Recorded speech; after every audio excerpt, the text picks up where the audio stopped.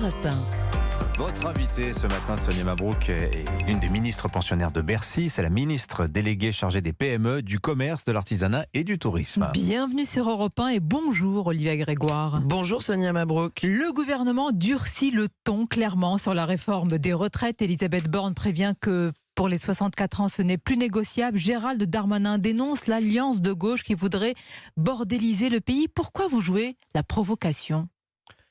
Si avoir de la suite dans les idées, mener à bien ce qu'on a promis qu'on ferait, c'est-à-dire réformer ce pays, et notamment les retraites, pour améliorer et pérenniser le système, en un mot, Sonia Mabrouk, si prendre ses responsabilités, c'est faire de la provocation, alors on n'a pas la même définition de la provocation. Moi, je vois plutôt, possiblement, de la provocation, déjà à l'extrême gauche, depuis des semaines, à entendre qu'il est urgent de ne rien faire, le déni, face aux défis qu'on a relevé avec les retraites et notre changement aussi de modèle générationnel. On a une gauche qui nous dit il n'y a aucun problème, circuler, il n'y a rien à voir, 150 milliards de déficit dans 10 ans, plop, ça n'existe pas.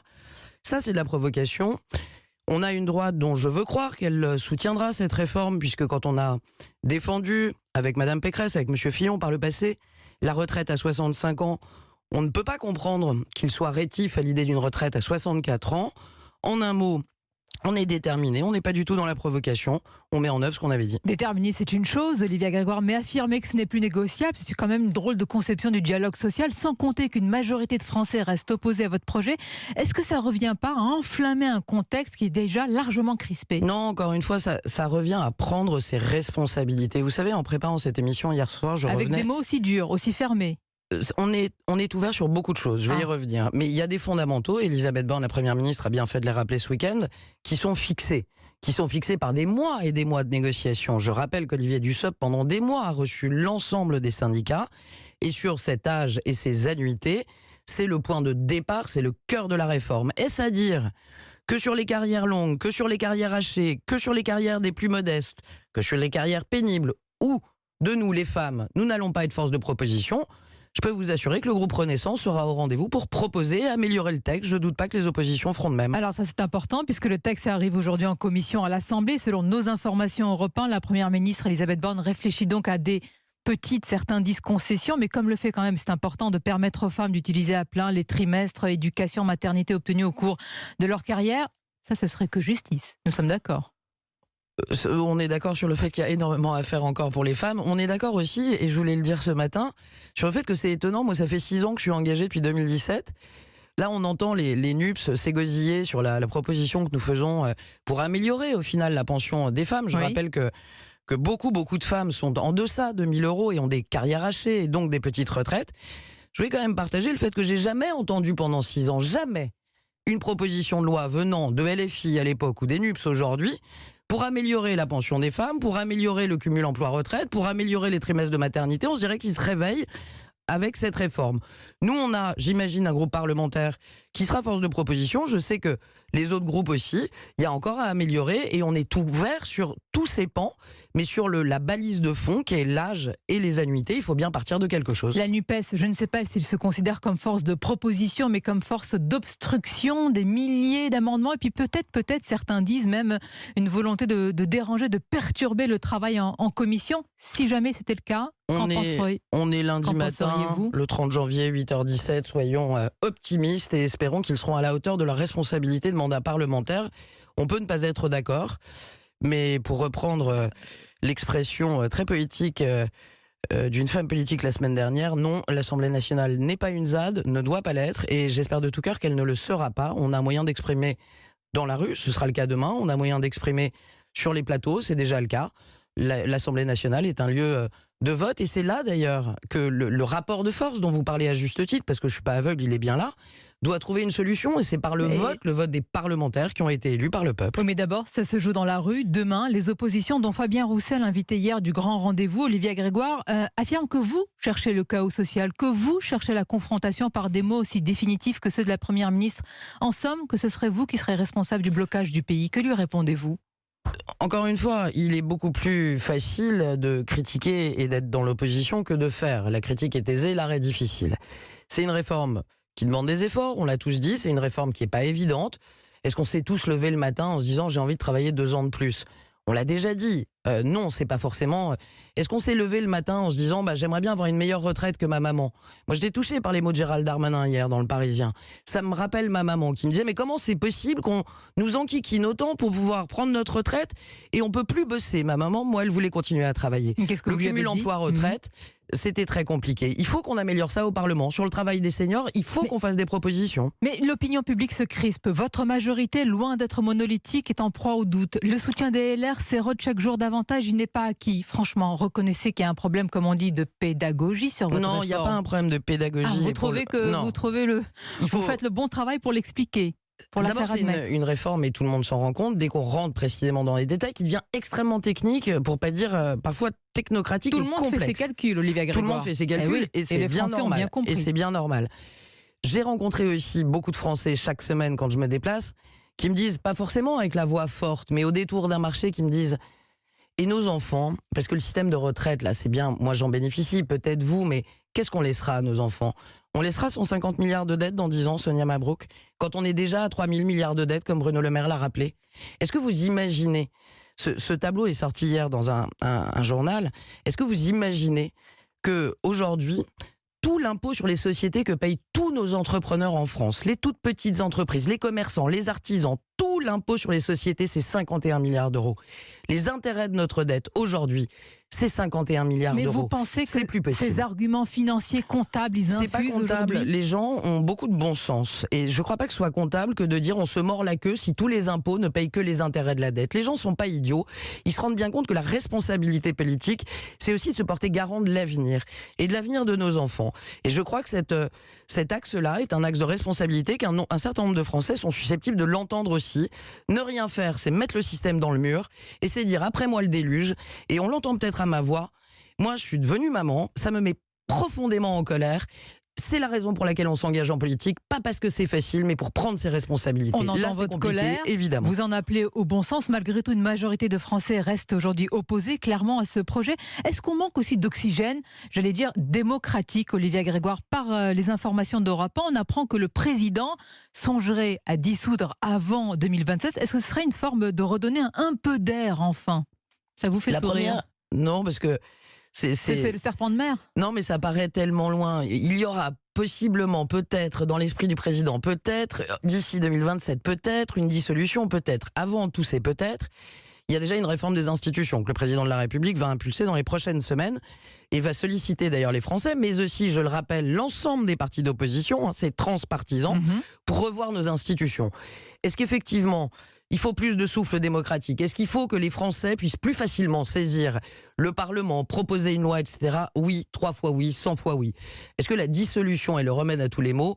Je ne le crois pas. Est-ce que c'est une prérogative absolue du président de la République? Oui. Évidemment. Bon, l'horizon est encore loin. Parlons de ce qui est proche de nous et ce qui est urgent. Nombre d'artisans, de boulangers qui font face à l'explosion de leurs factures d'électricité dénoncent, Olivia Grégoire, des aides au gouvernement trop complexes, trop difficiles à obtenir. Bref, un système kafkaïen. Pourquoi cette passion de la complexité chez nous?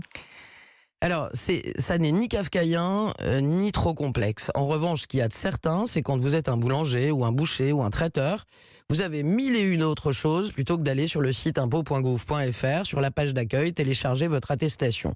Ça, je peux l'entendre. Mais vous avez aussi à vos côtés, bien souvent, un comptable qui vous accompagne, mais aussi, depuis maintenant quelques semaines, dans chaque préfecture de France, un conseiller départemental qui est là pour vous aider à obtenir ces aides. Alors moi j'ai fait au plus simple, je suis arrivé au mois de juillet à Bercy sur cette mission et donc j'ai beaucoup simplifié. Aujourd'hui il suffit d'aller sur le site impôts.gouv.fr, sur la page d'accueil, signer une attestation qu'on peut télécharger en disant je suis une TPE, je suis une PME et je dois bénéficier de l'aide et la renvoyer à son fournisseur. Si on rentre dans tous les critères, parce que les critères sont assez précis. C'est tout ce qu'il faut faire. On a avec Bruno Le Maire considérablement simplifier les critères. Il y a un seul critère que vous allez vite comprendre, c'est est-ce que vous êtes vraiment soumis auprès de l'énergie?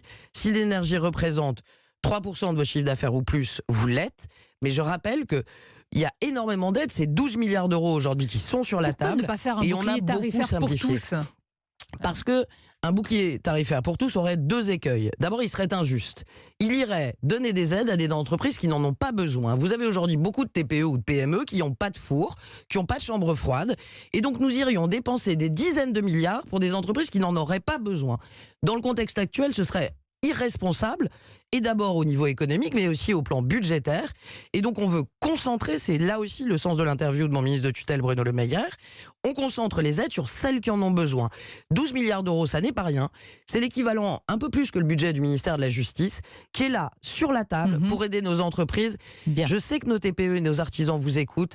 Allez télécharger cette attestation sur la page d'accueil, renvoyez-la à votre fournisseur pour pouvoir bénéficier des aides dès la prochaine facture. Dans ce contexte de pouvoir d'achat, Olivier Grégoire, vous multipliez les consultations avec la grande distribution afin de dresser une liste de produits du quotidien à prix bas pour faire face à l'inflation. C'est le fameux panier anti-inflation. Où est-ce que vous en êtes? Parce qu'à écouter les distributeurs, ça ne viendra jamais. C'est un gadget, ça va faire pchit. Alors, déjà, merci de m'interroger parce qu'il ne vous a pas échappé, Sonia Mabrouk, que beaucoup de gens en parlent, mais la seule qui n'en a pas parlé, c'est celle qui est en train de le construire, c'est-à-dire moi. Merci de la précision. Un panier d'une petite cinquantaine de produits, du quotidien, qui correspondrait aux besoins d'une famille avec enfants et qui serait à prix bas, comme vous l'avez appelé, et non pas à prix coûtant ou à prix cassé. Les mots ont leur sens. Évidemment, mon objectif est le suivant, faire en sorte que les Français puissent avoir sur un panier du quotidien des prix attractifs, mais entre l'idée et l'action, c'est toujours compliqué. Donc il y a deux écueils que je cherche à éviter. D'abord, faire en sorte que le droit à la concurrence des distributeurs soit préservé. Donc je leur parle de familles de produits, des produits d'hygiène, des produits frais. Ça n'est pas au gouvernement de fixer les références, c'est important de le rappeler. Et deuxièmement, j'ai aussi à cœur de protéger les fournisseurs. Si les prix sont bas, ça n'est pas sur le dos de nos agriculteurs ou de nos producteurs qu'il faut que ces marges soient trouvées. Donc attendez, on est en train de le construire. Le distributeur pourra choisir son panier, ça ira, je ne sais pas, des pâtes aux produits frais, aux produits d'hygiène, etc. Mais qu'on comprenne bien, l'enseigne va s'engager sur un prix maximal national et non plus un prix coûtant sans faire de marge. C'est l'idée, et l'idée n'est pas d'être uniquement sur le prix. J'ai à cœur aussi qu'il y ait des produits de qualité, par exemple des produits frais, possiblement des produits bio, dans des marges importantes, et que ce ne soit pas uniquement un panier petit prix, que ce soit un panier du quotidien, et pas uniquement que la bataille se fasse sur le prix, mais aussi sur la qualité. On va vous dire, c'est une formidable idée, mais elle existe déjà. C'est une opération commerciale. Mais là où vous n'avez pas tort, c'est que évidemment les distributeurs n'ont pas attendu, et heureusement, pour mettre en place des opérations coup de poing. Je ne vais pas les citer, ils sont nombreux. Et je les en remercie d'ailleurs, puisque c'est ainsi qu'on contribue tous à faire baisser l'inflation. Moi, ce que je propose aux distributeurs, et j'espère qu'ils accepteront cette proposition. Vous avez des doutes, on l'entend ce matin à votre voix. Non, mais moi je suis quelqu'un de très pragmatique, j'aurais à cœur de revenir si on arrive à monter la chose, et j'ai bon espoir d'y parvenir. J'y retravaille encore aujourd'hui, et cette semaine je vais les recevoir, et j'aurai à cœur de parler quand ce sera fait. Trop de politique parle avant que ce soit fait. Mais évidemment ils le font, mais ils le font de façon désordonnée. Moi je leur propose de faire une action collective, ensemble, à partir du mois de mars, pour 3 mois, pour pouvoir avoir une action sur une cinquantaine de produits, collectivement et concomitamment, pour que les gens puissent aussi se repérer, avoir une balise dans ces prix à la consommation. Ils acceptent cette proposition, tant mieux. Ils ne l'acceptent pas, j'en serais fort mari. Mais pourquoi il ne l'acceptera pas? Parce que les distributeurs... Parce que c'est compliqué, vous rentrez dans des... Ils sont aussi vent debout, pardonnez-moi, sur un texte au Parlement qui est destiné à rééquilibrer les négociations, vous le savez mieux que moi, commerciales annuelles entre fournisseurs et distributeurs. Ils dénoncent au final un texte inflationniste, alors que maintenant vous leur demandez un panier anti-inflation. Alors, sans trop rentrer dans les détails, mais d'abord ils le savent très bien, les distributeurs, j'ai beaucoup travaillé avec les parlementaires pour que le texte évolue. Le texte qui a été voté n'est pas aussi inflationniste que la première version. Les députés ont corrigé le texte et ont fait d'autres propositions. Moi, j'ai aussi à cœur de rappeler qu'au mois de novembre, par exemple, les distributeurs sont engagés à mes côtés pour éviter que les PME ne soient malmenées dans les négociations commerciales. Et ça, on a réussi à le faire avec tous les distributeurs, sans loi, le pacte de solidarité commerciale. J'ai bien vu qu'ils étaient capables d'avoir de la responsabilité. J'ai bien vu qu'ils étaient assez agacés par cette proposition de loi. J'ai à cœur, en tant que membre du gouvernement, de continuer à travailler avec eux en responsabilité. Et je suis assez optimiste et j'espère que dans les prochains jours, on arrivera à trouver une solution. Pour un panier anti-inflation pour le mois de mars, peut-être. C'est l'objectif. Merci Olivier Grégoire d'avoir été notre invité ce matin. Bonne journée à vous ainsi qu'à nos auditeurs. Merci Olivier Grégoire.